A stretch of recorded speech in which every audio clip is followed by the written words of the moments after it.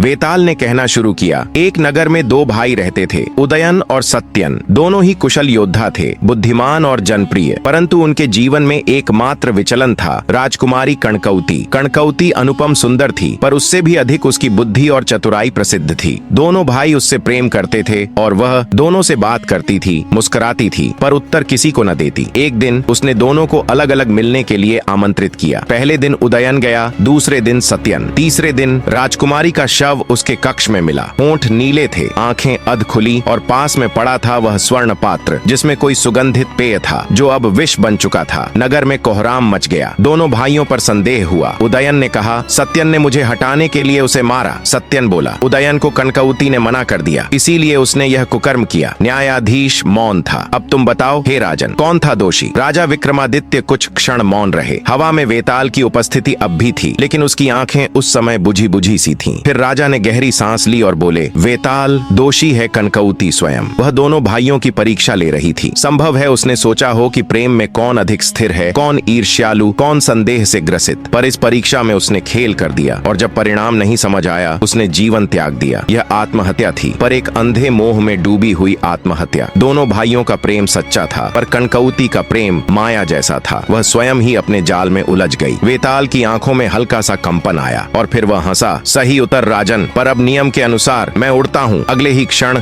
एक चिंगारी की तरह वेताल का शव राजा के कंधे से उछला और वह आकाश की ओर विलीन हो गया। पीछे छोड़ गया बस राख और एक लंबा मौन। जब राजा अगले दिन महल लौटे तो कुछ असामान्य प्रतीक्षा कर रही थी। द्वार पर वही गूढ़ साधु खड़ा था, जिसकी जटाएं अब और अधिक उलझी हुई थीं और उसकी आंखें तेज आग जैसी चमक रही थीं। उसने बिना अभिवादन के कहा, एक बार सफल हुए हो, पर अभी 11 राहें बाकी हैं। हर कथा केवल एक प्रश्न नहीं, एक सूत्र है, भैरवनाथ के तंत्र का। हर उत्तर तुम्हें एक कदम और पास लाएगा उस रहस्य के जिसे ब्रह्मा भी न समझ सके। खोजो, पहचानो और अंत में उसका सामना करो। राजा ने सीधे देखा, तुम कौन हो? साधु मौन रहा। उसने बस अपनी रुद्राक्ष की माला को छुआ और धुएं की तरह विलीन हो गया। पर इस बार कुछ रह गया। उसके स्थान पर जमीन पर एक राख का त्रिकोण बना हुआ था, जिसके भीतर उभर रही थीं अस्पष्ट संस्कृत की लिपियां।